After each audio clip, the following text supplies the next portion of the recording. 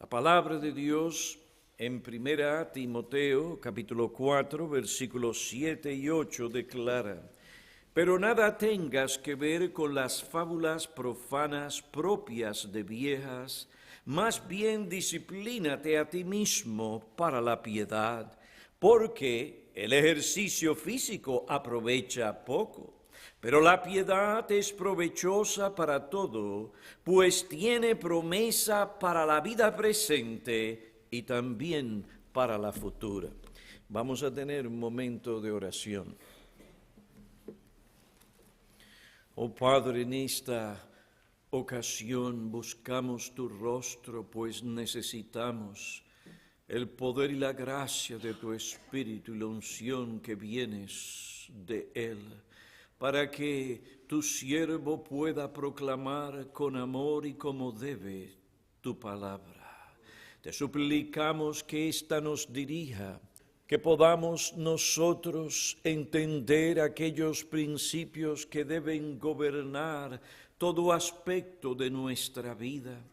Te suplicamos que tú obres de tal manera que algún alma aquí perdida hoy pueda venir y tú la llames a venir a Cristo. Ven pues y capacita a los oyentes para que estas cosas queden escritas en sus corazones. Te pedimos, oh Dios, por nuestra nación, aún por hermanos nuestros en Cristo, que tú tengas misericordia de ellos en este día, que debe ser el día dedicado para alabarte. Hoy prefieren alabar a la criatura en lugar del Creador. Perdónanos y vuélvenos a ti. Te lo suplicamos pues en Cristo. Amén. Uno de los edificios que llamaba la atención en las grandes ciudades europeas del siglo XVI era la catedral. Esta estructura enorme y esplendorosa enorgullecía a los habitantes de la ciudad. Ellos se sentían orgullosos de tener un edificio tan enorme y tan hermoso como la catedral. Un escritor cristiano escribió: los residentes locales contribuían grandes sumas de dinero para financiar su construcción. Las ciudades a menudo eran conocidas por sus catedrales. Por ejemplo, la Catedral de Notre Dame en París, la Catedral de San Pablo en Londres y la Catedral de San Vito en Praga. Las catedrales sirven como una expresión tangible de lo que era importante para casi cada europeo medieval devoto. Como el edificio más distintivo y popular en la ciudad, la catedral conmemoraba en hormigón y piedra el tipo de cosas que son capaces de inflamar las pasiones de los europeos medievales. Hoy en día, el edificio que llama la atención en las grandes ciudades de los Estados Unidos es el estadio, o como decimos en inglés, stadium, el estadio deportivo. Esta enorme y hermosa estructura representa aquello que enorgullece a los residentes de las ciudades que tienen dicho edificio. Grandes sumas de dinero se gastan para sufragar el costo de estos centros deportivos. Las ciudades a menudo se conocen por sus estadios amplios, grandes y cómodos, equipados con mucho de lo que ofrece la tecnología moderna. Entre estos estadios se encuentran el Superdome en Nueva Orleans, el estadio de los Yankees en Nueva York, el estadio de AT&T en Arlington, Texas. Este es el centro deportivo de los Dallas Cowboys. Este estadio sienta 80,000 personas con la capacidad de expandirlo a 100,000 asientos. El estadio más grande de fútbol americano es el de la Universidad de Michigan, ubicado en Ann Arbor, Michigan. La asistencia máxima registrada fue la de 112,118 personas en el año 2003. Estas estructuras representan la clase de cosas que inflaman las pasiones de los americanos. Revelan dónde realmente está su interés, su corazón y lo que realmente adoran. Revelan el valor desmedido y exagerado que se le da a los deportes en nuestra sociedad. El Super Bowl 48 se llevará a cabo en algunas horas en el MetLife Stadium, que aproximadamente se encuentra a 10 minutos de aquí. Costó $1.6 billones. 1.6 billón. Es el estadio más costoso que se haya construido y el más grande de la Liga Nacional de Fútbol en lo que respecta a asientos permanentes con capacidad para 82,566 personas y 218 palcos de lujo. Sus 4 esquinas tienen un monitor de video de 30 por 118 pies. Si les da la gana, prenden las luces y se ve el color que ellos quieren cuando ellos quieren. Queridos hermanos, eso dice mucho de dónde está nuestro corazón como nación. Ahora bien, el deporte no es algo nuevo. Tanto los griegos como los indígenas del suelo americano celebraban sus Juegos Olímpicos. Lo nuevo hoy en nuestra nación es la importancia que el deporte ocupa hoy en la vida de los estadounidenses. Sobre este asunto, Robert G. Spinney dice: cada mañana millones de americanos comienzan el día buscando en el periódico, y podría añadirse otras fuentes, para ver antes que cualquier otra cosa la sección dedicada a los deportes. La gente se identifica a sí mismo haciendo referencia a algún deporte. Por ejemplo, yo soy Frank, el programador de computadoras, y un aficionado de Los Ángeles Lakers. Esa es su identidad. Otros usan gorra o ropa o ambas cosas para identificarse con su equipo. Las metáforas usadas en los deportes se han incorporado en nuestro lenguaje.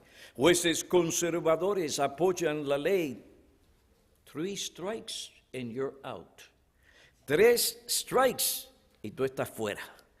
Ellos aplican esta ley a los delincuentes reincidentes.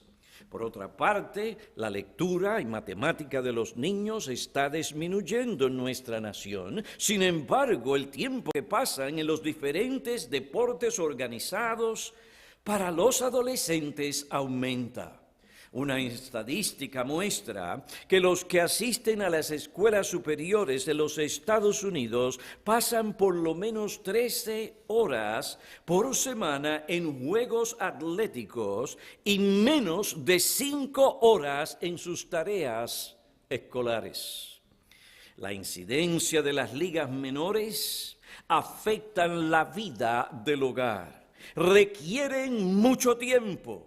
La vida de muchas madres es controlada por la transportación que deben proveer para sus hijos, para que éstos puedan ir a las prácticas, para que así puedan participar en los juegos de la escuela.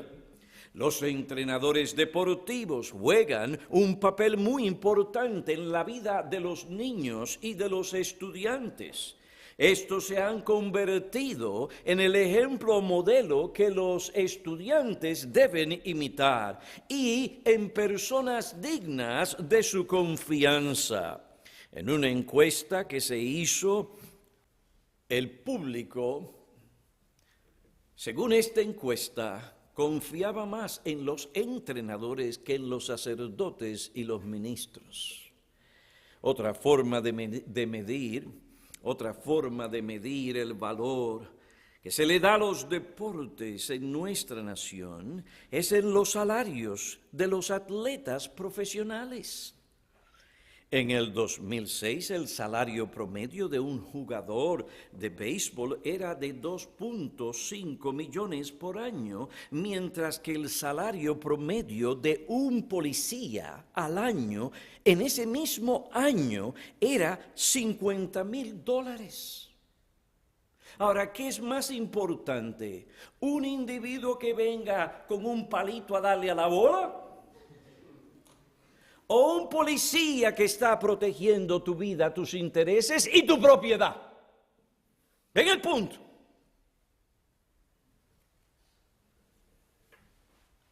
Un anuncio de 30 segundos en el Super Bowl hoy cuesta alrededor de $4 millones.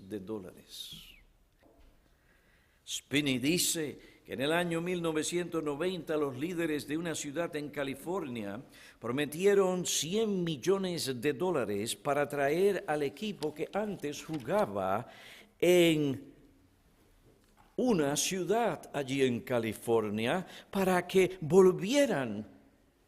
A la vez ignoraban la condición decadente de las escuelas y el estado enfermizo de los guetos. Cuando el plan de los líderes no tuvo éxito, los $100 millones desaparecieron por arte de magia. Spinney concluye esta parte diciendo, ¿por qué los políticos designan fondos para traer equipos a sus ciudades? Porque los americanos tienen un sistema de valores que revela una obsesión por los deportes. En una cultura capitalista, hacer dinero significa saber cómo mantener una puntuación. Y esto es lo que observa el teólogo Cornelius Plantinga, que declara, por este barómetro valoramos diversiones más que una buena ley, más que la medicina, más que el gobierno, más que el ministerio, más que la educación, la arquitectura y la investigación científica.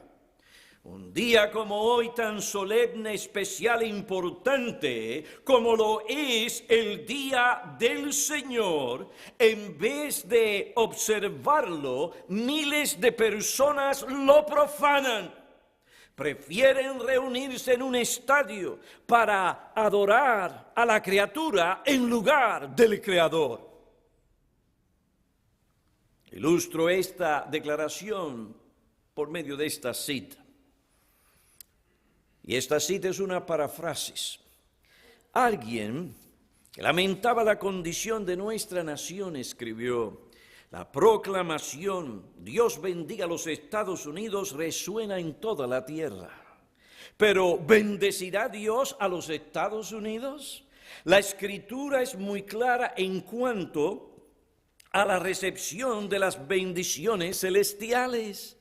No se equivoque en esto. Hay una ley irrevocable decretada en el cielo antes de la fundación del mundo sobre la cual se basan todas las bendiciones.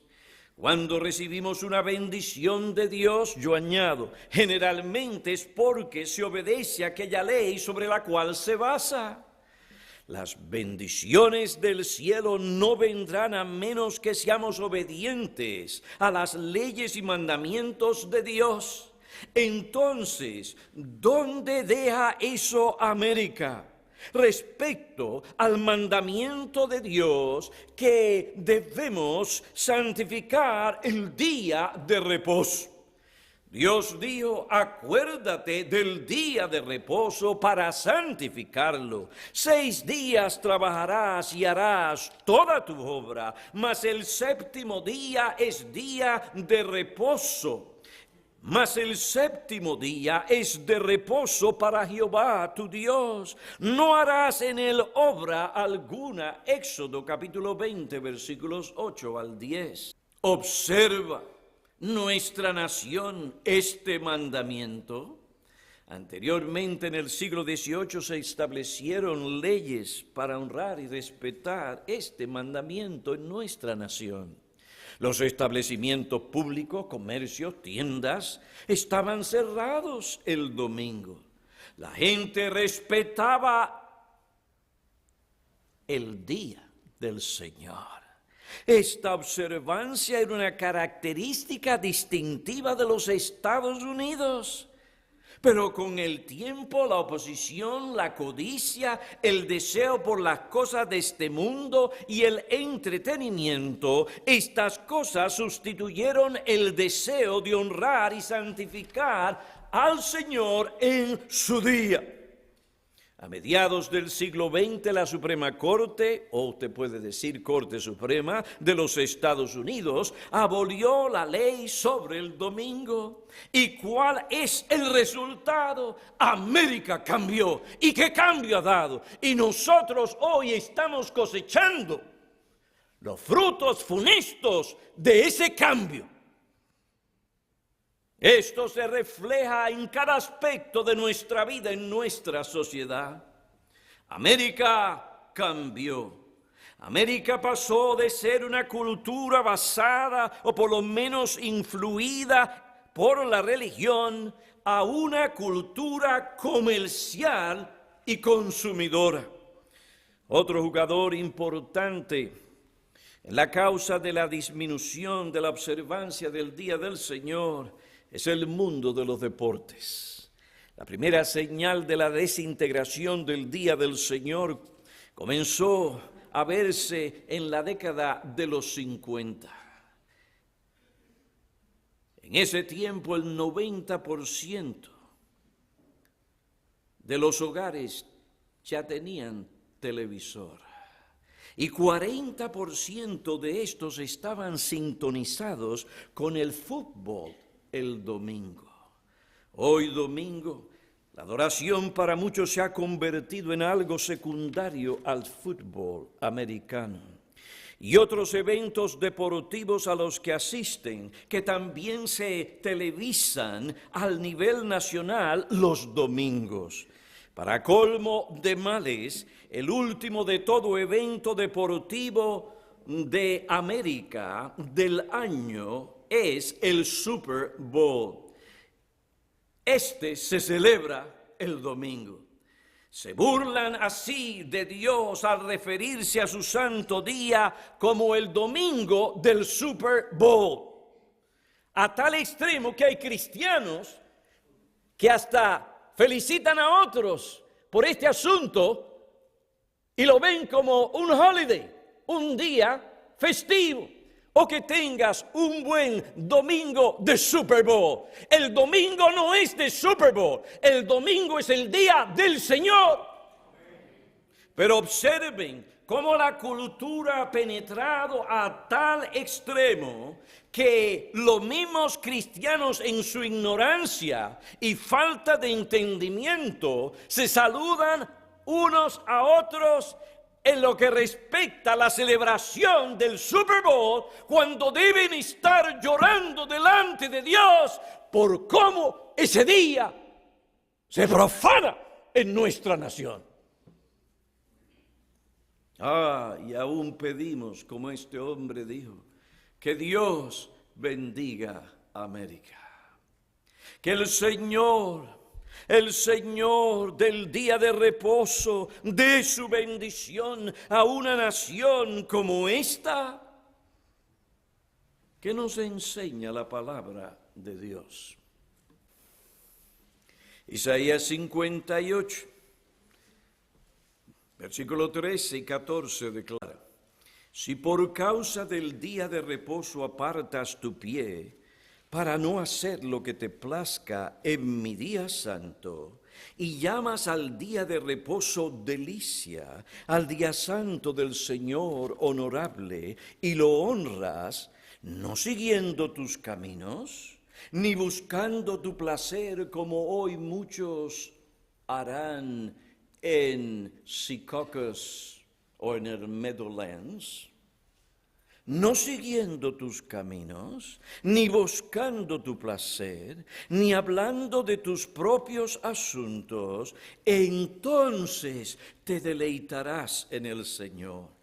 ¿Cuál será la recompensa, la bendición de observar el día del Señor como Él nos manda en su palabra? Pues el texto nos dice: entonces te deleitarás en el Señor, y yo te haré cabalgar sobre las alturas de la tierra, y te alimentaré con la heredad de tu padre Jacob, porque la boca del Señor ha hablado. Y preguntémonos, tantas iglesias, tantos edificios de iglesia, tantos grupos, tanta tecnología, tantas conferencias, tanto esto, tanto aquello y tanto de lo otro, supuestamente para proclamar el Evangelio. Tantas personas que supuestamente se convierten. Sin embargo, las cosas en lo que respecta a nuestra nación, a Washington, el gobierno, la política, las leyes que gobiernan este país y otras cosas, todo va de mal en peor.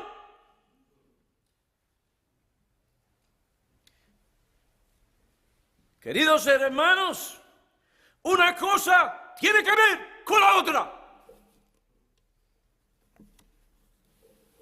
Donde una nación no teme a Dios y respeta el día del Señor, sino que se entregan a sus placeres, a su hedonismo. ¿Qué es lo que usted puede esperar sino lo que nosotros hoy sufrimos en nuestra experiencia y en nuestra propia carne? Tanto dinero para sostener a jovencitas, a veces casi niñas, que tienen niños sin estar casadas. No hay temor de Dios. Tanto crimen, tanta delincuencia, tantas cosas malas, tanta inmoralidad, tanta fornicación, tanto robo, tanta mentira. Estas cosas nos afectan. Y todo esto como fruto de no temer a Dios.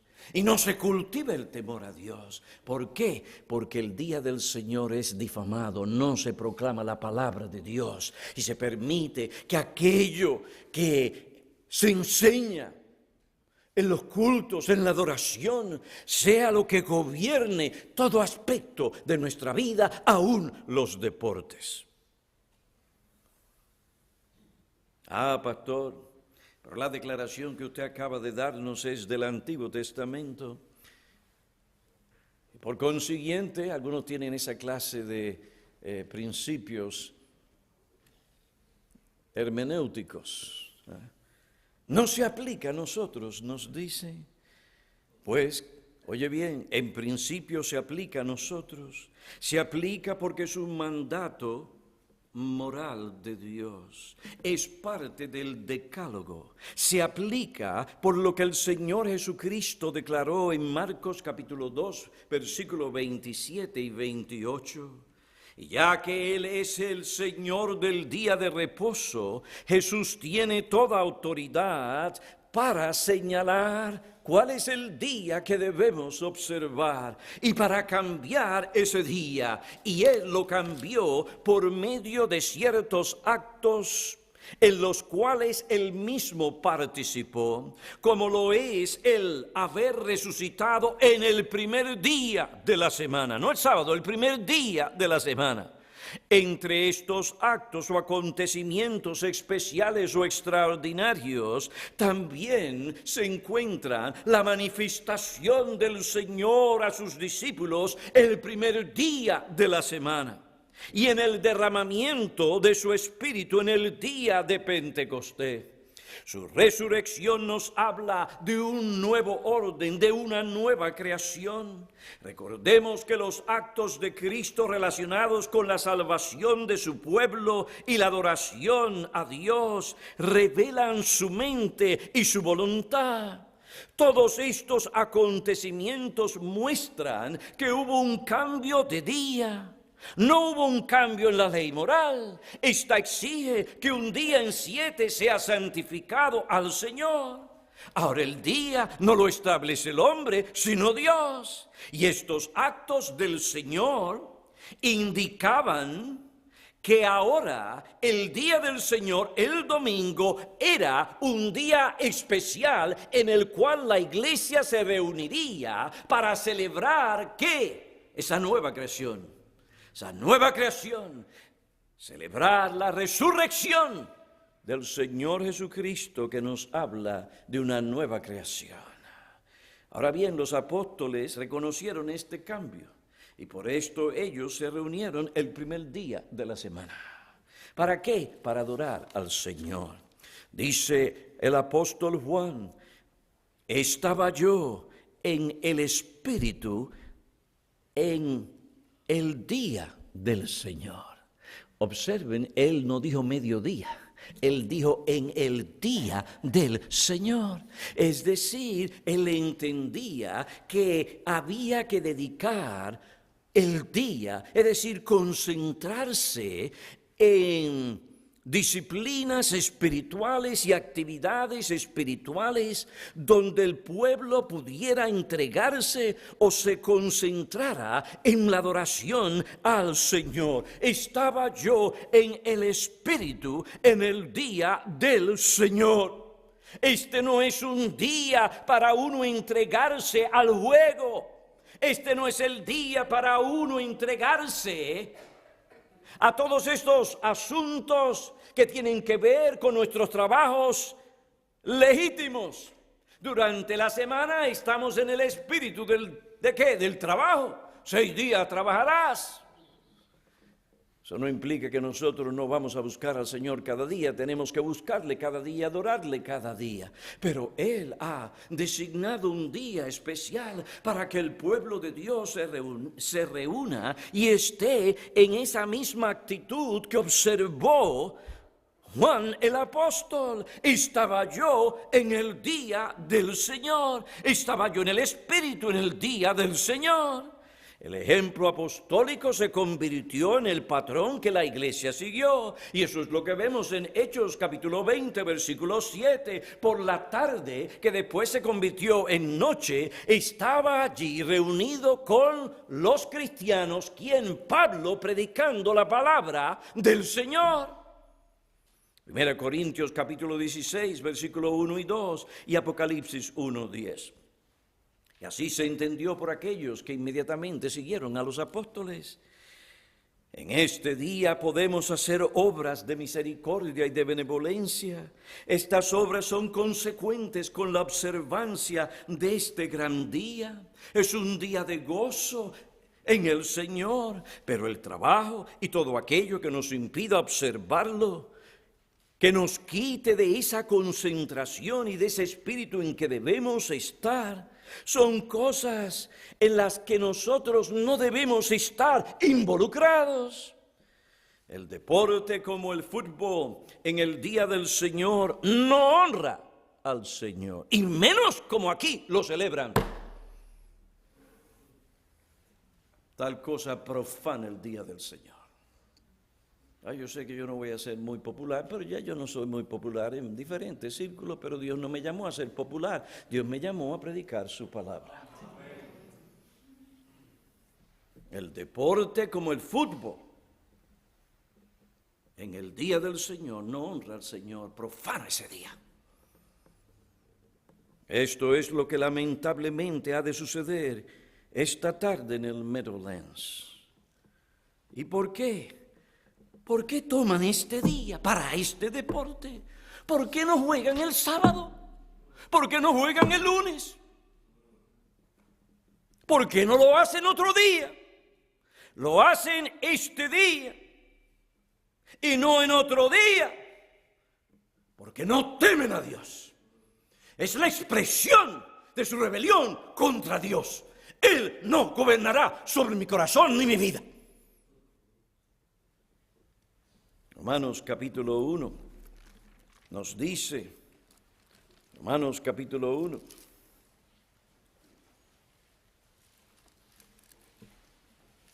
versículo 21, pues aunque conocían a Dios, no le honraron como a Dios, ni le dieron gracias, sino que se hicieron vanos en sus razonamientos, y su necio corazón fue entenebrecido, profesando ser sabios como muchos de los que hoy se reunirán allí en el Meadowlands, profesando ser sabios.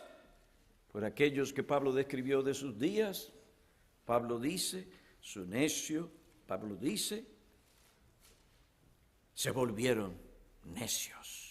Y cambiaron la gloria del Dios incorruptible por una imagen en forma de hombre corruptible, de aves, de cuadrúpedos y de reptiles. ¿Y qué pasó? Por consiguiente, como no tuvieron en cuenta honrar a Dios, darle gracias a Dios, respetar a Dios, reverenciar su día, por consiguiente, Dios los entregó a la impureza en la lujuria de sus corazones, de modo que deshonraron entre sí sus propios cuerpos, porque cambiaron la verdad de Dios por la mentira y adoraron y sirvieron a la criatura en lugar del Creador, quien es bendito por los siglos. Amén.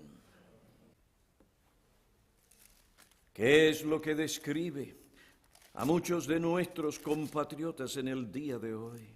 Y como ellos no tuvieron a bien reconocer a Dios, Dios los entregó a una mente depravada para que hicieran las cosas que no convienen, estando llenos de toda injusticia, maldad, avaricia y malicia, colmados de envidia, homicidios, pleitos, engaños, malignidad, son chismosos. Colmados de envidia, homicidios, pleitos, engaños, malignidad, son chismosos, detractores, aborrecedores de Dios, insolentes, soberbios, jactanciosos, inventores de lo malo, desobedientes a los padres, sin entendimiento, indignos de confianza, sin amor, despiadados. No, Dios no puede ser burlado. Lo que el hombre siembre, eso también va a recibir. Puede que pasen años, pero es seguro. El pueblo que abandona a Dios, Dios lo deja. ¿Y qué más podemos decir de muchos de nuestros compatriotas y de algunos de los que aquí se encuentran? Bueno, pues Pablo describe su condición espiritual en Romanos capítulo 3, cuando dice en el versículo 10, como está escrito, no hay justo ni aun uno, no hay quien entienda, no hay quien busque a Dios de la manera en que Dios dice en su palabra que debe ser buscado. Todos se han desviado, a una se hicieron inútiles, no hay quien haga lo bueno, no hay ni siquiera uno. Sepulcro abierto en su garganta, es su garganta, engañan de continuo con su lengua. Veneno de serpientes hay bajo sus labios, llena está su boca de maldición y amargura. ¿Y qué es lo que vemos en Hollywood? Y las películas de Hollywood no se cansan de maldecir. Y como si nada, las cosas santas, el nombre santo de Dios lo maldice. Llena está su boca de maldición y amargura. Sus pies son veloces para derramar sangre. ¿Cuántos millones de niños no hemos asesinado en el vientre de sus madres? Destrucción y miseria hay en sus caminos, y la senda de paz no han conocido. ¿Por qué no hay temor de Dios delante de sus ojos? Ahora bien, ¿cómo nosotros debemos ver los deportes? Esa es la pregunta. ¿Cómo debemos reaccionar ante la obsesión nacional con los deportes? Los cristianos ya no hacen estas preguntas. Algunos cristianos se ofenden o se molestan cuando se les exhorta a plantearse esas preguntas. Pues a la luz de Romanos capítulo 12, versículo 1 y 2, esto no es una opción, sino un deber cristiano.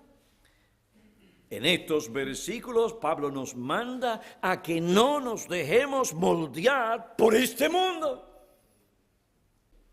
El mundo quiere, ven, sígueme, pon tus ojos en mí. Esto es vida, esto es placer. Comamos y bebamos porque mañana moriremos. En estos versículos de Romanos 12, Pablo nos manda que no nos dejemos moldear por este mundo, sino que debemos ser transformados mediante la renovación de la mente. Y esta renovación de la mente es por medio de la palabra de Dios. Y cuando somos renovados, cuando nuestra mente es renovada, esto no permitirá que el mundo nos conforme o nos moldee a su patrón o estilo de vida que se opone a Dios. Debemos considerar los deportes a la luz de lo que enseña la palabra de Dios. Como cualquier otra cosa, sea trabajo, la educación, matrimonio, la familia, la soltería, este otro aspecto de la vida debe ser gobernado por la palabra de Dios. Y debemos sujetarlo al señorío de Cristo. Con la ayuda de Robert G. Spinney y otros, vamos a considerar los principios bíblicos que nos indicarán el lugar del deporte en nuestra vida cristiana.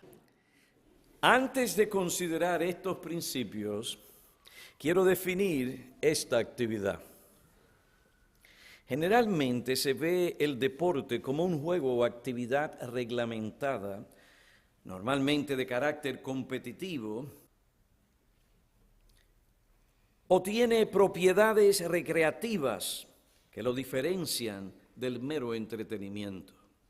Esta misma fuente que describe el deporte de esta manera indica que no existe una definición única del deporte. El diccionario de la Real Academia Española, de la Real Academia de la Lengua Española, define el deporte como una actividad física ejercida como juego o competición, cuya práctica supone entretenimiento y sujeción a normas, también una recreación, pasatiempo, placer, diversión o ejercicio físico, por lo cual uno está al aire libre. Por otra parte, la Carta Europea del Deporte lo define como todas las formas de actividades físicas que mediante una participación organizada o no, tiene como objetivo la expresión o la mejora de la condición física, psíquica, el desarrollo de las relaciones sociales o la obtención de resultados en competición de todos los niveles. El deporte tiene su lugar en la vida cristiana, siempre y cuando éste sea gobernado por los principios de la palabra de Dios. Hay deportes que son legítimos para ciertas personas que no lo son para otras. Esta clase de deportes requieren ciertas habilidades, dones y capacidades. Pero hay deportes que son legítimos para ciertas personas que no lo son para otras. Esta clase de deportes, como dije, requiere ciertas habilidades, dones y capacidades. Si no tenemos estas cosas, no debemos participar de tales deportes, especialmente si estos ponen en peligro nuestra vida o si en nuestro caso nos llevan a tentar a Dios. Mateo capítulo 4, versículo 7. Consideremos algunos principios bíblicos que deben guiarnos en este aspecto de la vida, y todo lo que vamos a hacer es considerar el primer principio. Dejo los otros 5 para la semana que viene. El deporte. El deporte es algo bueno que Dios nos dio para glorificarle y para el beneficio de nuestras almas. Si lo usamos según la intención y el propósito de Dios. Si lo usamos así, es un medio que nos permitirá glorificar a Dios y que beneficiará a nuestro cuerpo y en cierta manera también renovará nuestra alma. Como Spinney señaló, Dios creó a los seres humanos con la capacidad e inclinación para participar en esfuerzos atléticos. El arte, la música y los deportes son dones de Dios. Cuando nos involucramos en los deportes en una manera piadosa, ejercemos dominio sobre la creación. Cuando somos dirigidos por los principios bíblicos en los deportes, estos se convierten en una fuente legítima de placer. Promueven la salud, nos dan una distracción legítima que nos renueva y nos ayuda a desarrollar la autodisciplina, la cooperación, la perseverancia y otras virtudes. Una recreación moderada, guiada por los principios bíblicos, nos ayudará a ser mejores trabajadores, contribuirá a la formación del carácter. Ha sido la experiencia de hombres santos como Eric Liddell que el deporte le animaba mientras lo hacía a adorar a Dios. El deporte gobernado por las perspectivas y principios bíblicos rejuvenece y fortalece el cuerpo de tal manera que nos sentimos más capacitados para sentir y adorar al Señor. Spinney cita al gran puritano y pastor Richard Baxter. Él dijo, sin duda algún deporte y recreación son lícitos y necesarios. Algunos de los deportes de los puritanos eran el tiro al arco, disparar, nadar, bolear, patinar, cazar, pescar, juegos de bate y pelota, la lucha, la esgrima. No, los puritanos no eran gente aburrida como muchas personas piensan. Pero ellos sabían cuál era el lugar del ejercicio físico y del deporte. Y que eso no era lo principal. Lo principal para ellos era la piedad. Y la piedad controlaba todo. Esto es lo que Pablo enseñó a Timoteo y así comenzamos y así terminaremos en esta tarde. En la primera epístola a Timoteo, capítulo 4, versículos 7 y 8, Pablo le dijo a Timoteo, pero no tengas que ver con las fábulas o mitos propios de vieja, más bien disciplínate a ti mismo para la piedad, porque el ejercicio físico aprovecha poco, pero aprovecha. Pero la piedad aprovecha para todo, pues tiene promesa para la vida presente y también para la futura. La figura que sirve de base para esta exhortación es la del gimnasio griego. Se dice que este era un lugar donde los jóvenes atletas trataban de promover su agilidad y el vigor de sus cuerpos por medio de la preparación física.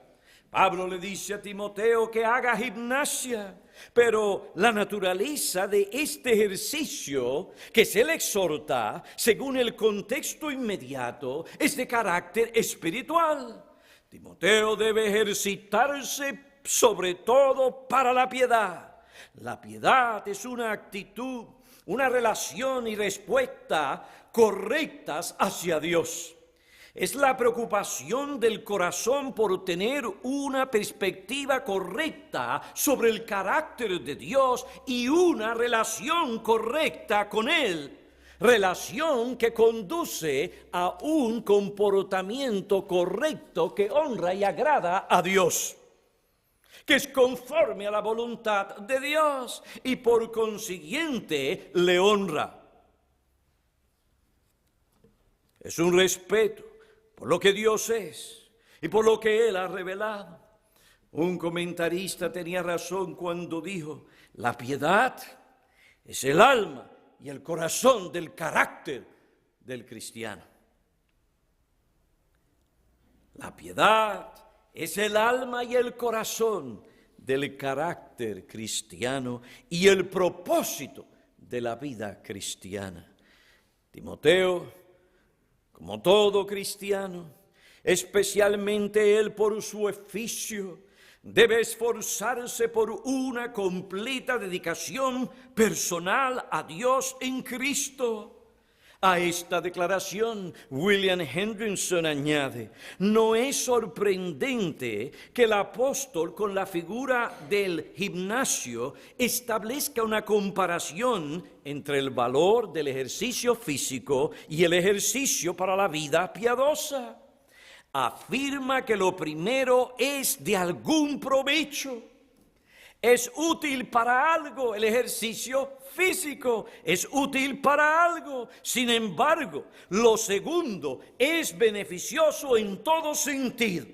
Es útil para todas las cosas. De ningún modo Pablo menosprecia el valor del ejercicio físico. Lo que él afirma es que la bendición que procede del ejercicio físico, por grande que sea, es definitivamente inferior a la recompensa que promete la vida piadosa. El ejercicio físico, en el mejor de los casos, concede salud, vigor, hermosura física, una mejor calidad de vida. Estas cosas son maravillosas y deben ser apreciadas. Pero la piedad concede vida eterna. Pues ¿de qué le vale al hombre si ha ganado todo el mundo y tiene un cuerpo como Rambo? Y al final su alma se pierde.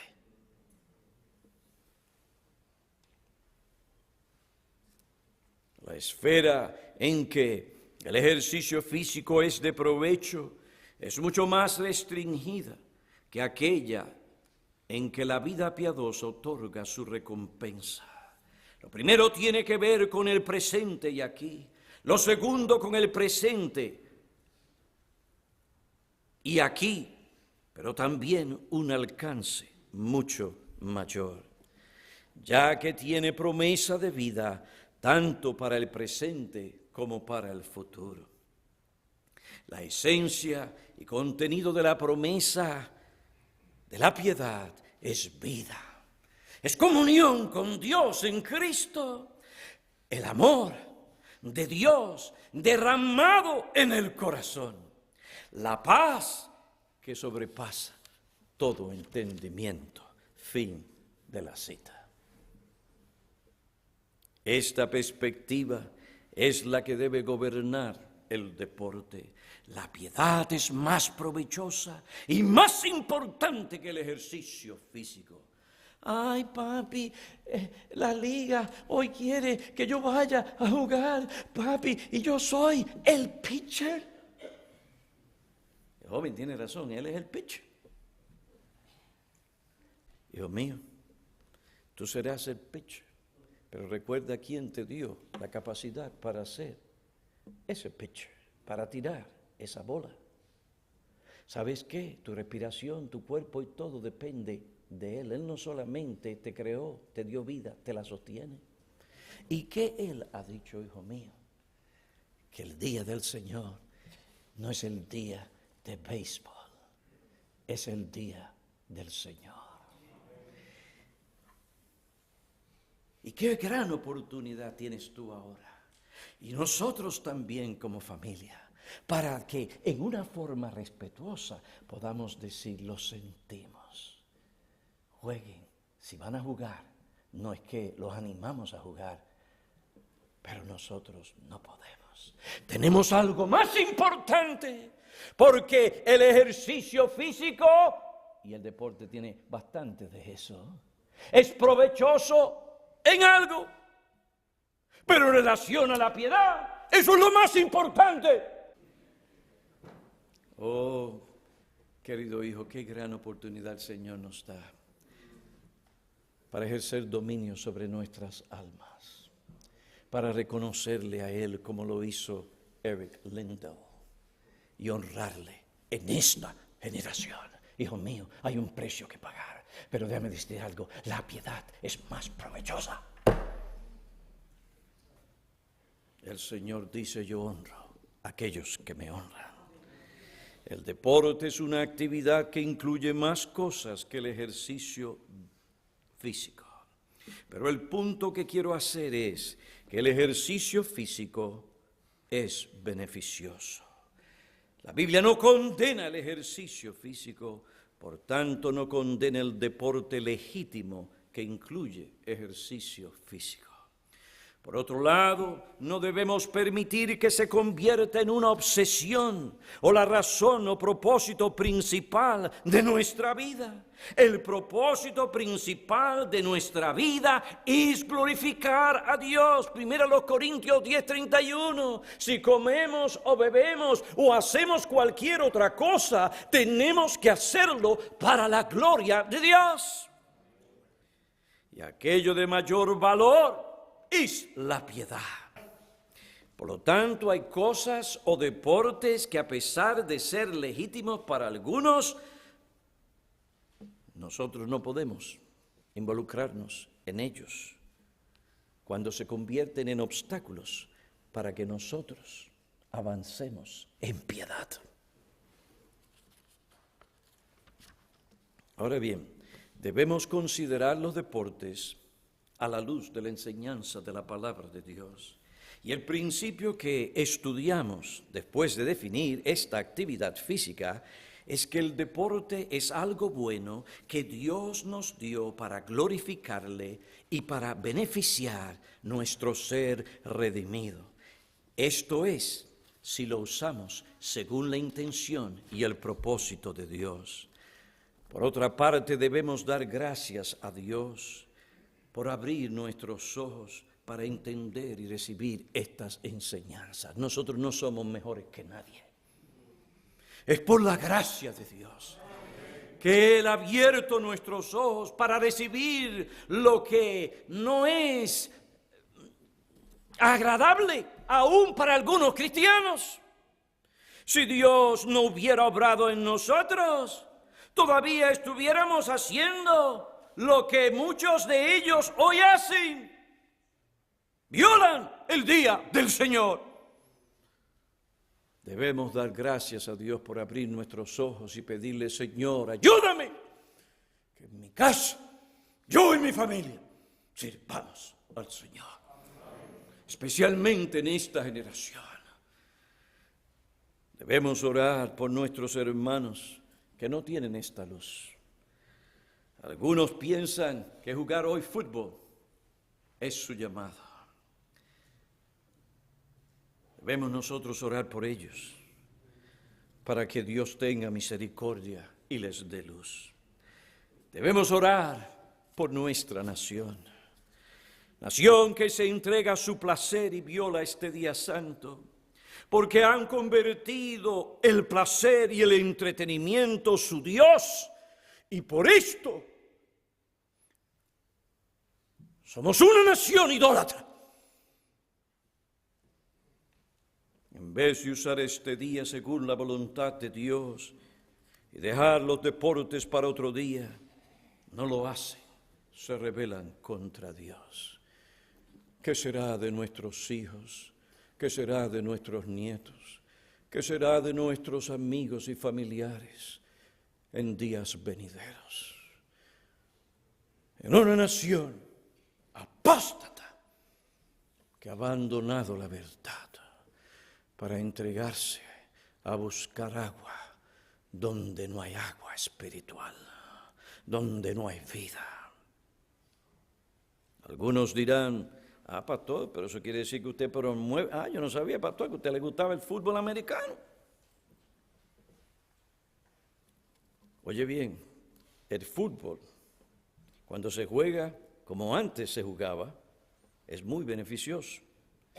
Hay cierta ciencia en este asunto y cierto arte. Lamentablemente hoy se ha introducido la violencia y otras cosas que no agradan a Dios. No condenamos el juego, pero no podemos apoyar su violencia.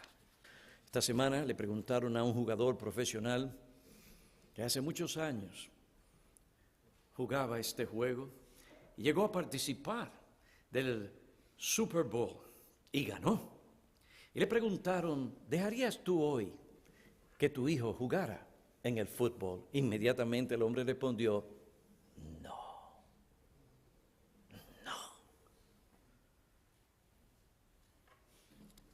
Quiero concluir este sermón de la siguiente manera. Mi amigo, tal vez tú rechaces estas cosas que yo he proclamado. Te digo, estúdialas y considéralas a la luz de lo que la palabra de Dios enseña.